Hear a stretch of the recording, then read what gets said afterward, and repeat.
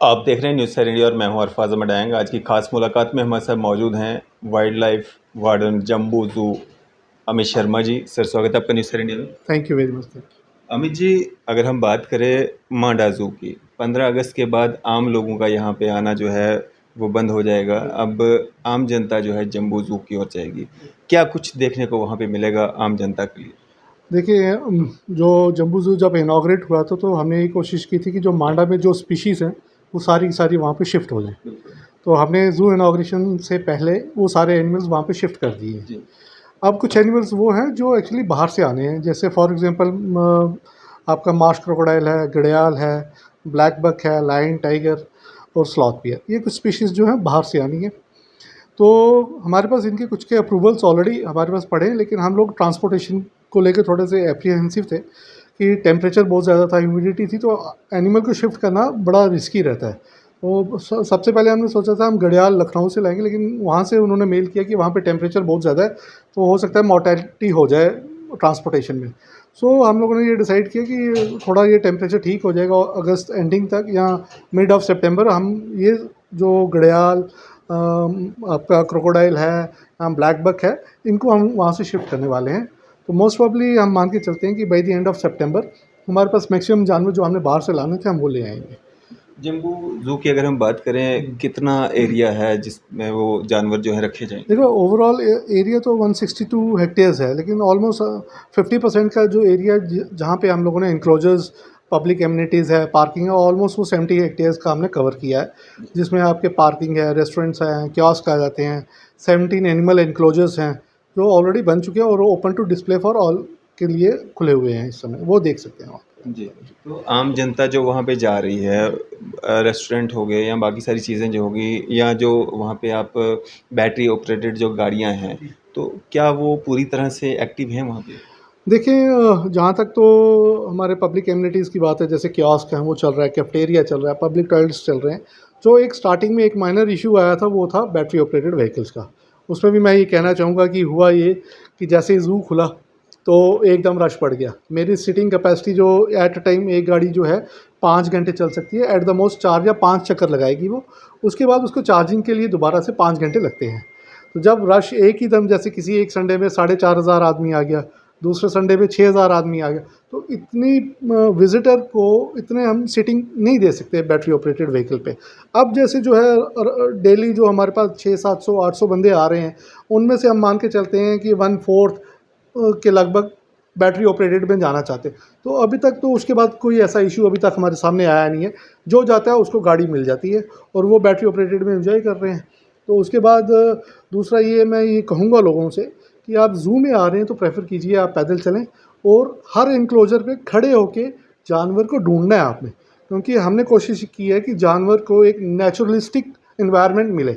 उसका ये मतलब है कि अंदर में जो श्रब्स हैं, बुशेज़ हैं या जो ट्रीज़ हैं वो हमने रखे हैं ताकि उनको शेड मिले और एक ऐसा नेचुरल इन्वायरमेंट उनको ये ना लगे कि किसी आर्टिफिशियल इन्वायरमेंट पे है।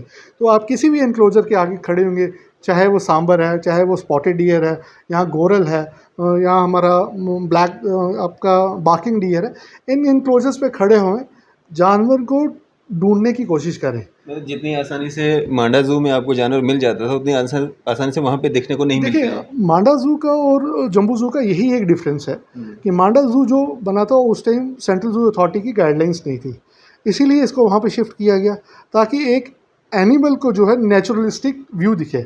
और मैं आपको गारंटी दे सकता हूँ कि अगर आप किसी भी एक एनक्लोजर में 4 से 5 मिनट आराम से खड़े होकर देखेंगे तो आपको एनिमल की मूवमेंट भी दिखेगा और एनिमल बिल्कुल सामने से भी दिखेगा। मैं एक छोटा सा इंसिडेंस दूंगा। मेरे को एक कॉल आया कि साहब आपने लेपर्ड तो एनक्लोजर तो है लेकिन लेपर्ड नहीं है उस पर। तो मेरे को ये लगा हो सकता है कि उस लेपर्ड को फीडिंग टाइम के लिए अंदर बंद कर दिया हो। तो मैंने उनसे ये कहा कि आपके पास कौन खड़ा, तो उन्होंने बोला सिक्योरिटी वाला खड़ा है। तो मैंने सिक्योरिटी वाले से बात की, मैंने बोला लेपर्ड कहाँ पे है, तो सिक्योरिटी गार्ड ने बोला सर लेपर्ड तो सामने बैठा हुआ है।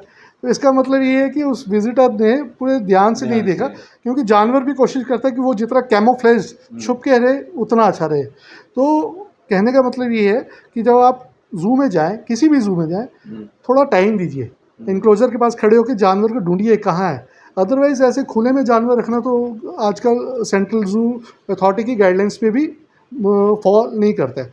इसलिए जो जम्बू ज़ू है नेचुरलिस्टिक बना हुआ है, पेड़ पौधे सबको संभाल के रखा गया कि ज़्यादा कटिंग ना करना पड़े, और अगर आप ज़ू जाएंगे तो आपको सारे जानवर दिखेंगे भी। अमित जी, जिस तरह से हम देखते थे कि मांडा ज़ू में जिस तरह की जानकारियाँ हर जानवर के बारे में दी जाती थी, बोर्ड्स वगैरह लगे हुए थे, क्या उसी तरह का वहाँ पे भी है? एग्जैक्टली देखें आप, अब हम लोग ना सेंट्रल ज़ू अथॉरिटी की गाइडलाइंस पे चलते हैं।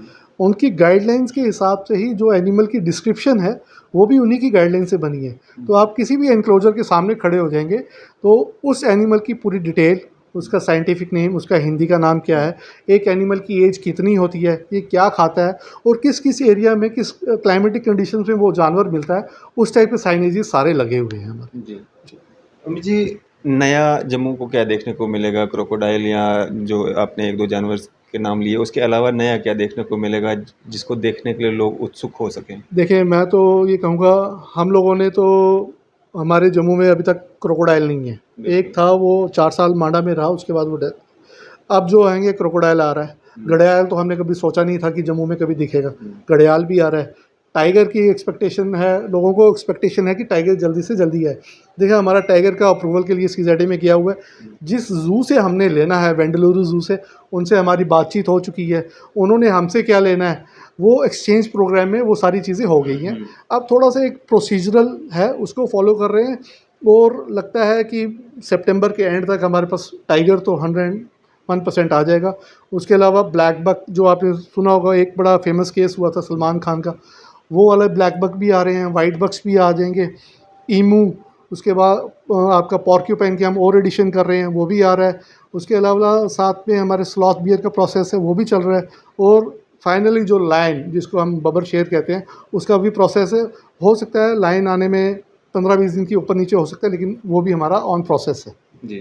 तो अमित जी, अगर हम बात करें पार्किंग स्पेस या कैपेसिटी विजिटर्स की क्या है? एक दिन में एक समय पे कितने लोग जो हैं वहाँ पे आ सकते हैं? देखिए हम लोगों ने भी नहीं सोचा था कि एक संडे में 6,500 आदमी या 6,000 आदमी कितना ज़ू अच्छा आएगा। रिस्पॉन्स मिला होगा। हाँ, जम्बू ज़ू में 2 संडेज़ का जो मैं आपको रिकॉर्ड बता सकता हूँ, एक में 4700 के लगभग विज़िटर था और एक में 6,000 प्लस विज़िटर था।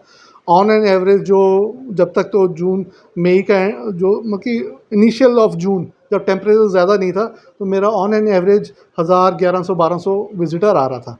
लेकिन बिकॉज़ ऑफ रेनफॉल, उसके बाद ये high temperature and humid conditions की वजह से फुटफॉल कम हुआ है। लेकिन हम ये मान के चल रहे हैं, और हमारी ये जो तैयारी है, हम ये मान रहे हैं कि आने वाले सितंबर, अक्टूबर, नवंबर, दिसंबर में इसमें बहुत ज़्यादा रश होने वाला है। इसी तरह से हमारी उसकी तैयारियां भी वैसी चल रही हैं, सिक्योरिटी पॉइंट ऑफ व्यू से या सैनिटेशन के हिसाब से, एनिमल कीपर्स वगैरह, वो तैयारियां हमारी उसी हिसाब से चल रही हैं। जम्बू ज़ू पूरी तरह से तैयार होने में और कितना समय लगेगा? देखिए जम्बू ज़ू का जो इंफ्रास्ट्रक्चर है वो सारा कंप्लीट है। अब सिर्फ एनिमल शिफ्ट होने की बात है। एनिमल शिफ्टिंग का सिर्फ हम लोगों का ये नहीं होता कि हमने जाके जानवर लाना है।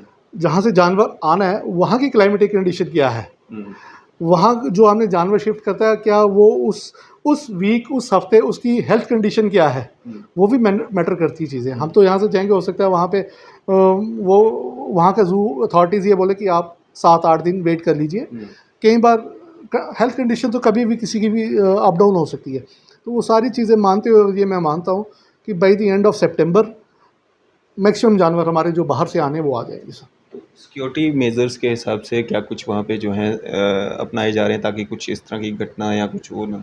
देखिए सिक्योरिटी पॉइंट ऑफ व्यू से मैं आपको ये बोल सकता हूँ कि मेरी जो पेरीफ्री जो फेंस है वो ऑलमोस्ट कंप्लीट है, और उसके ऊपर कंसर्टीना वायर लगा है।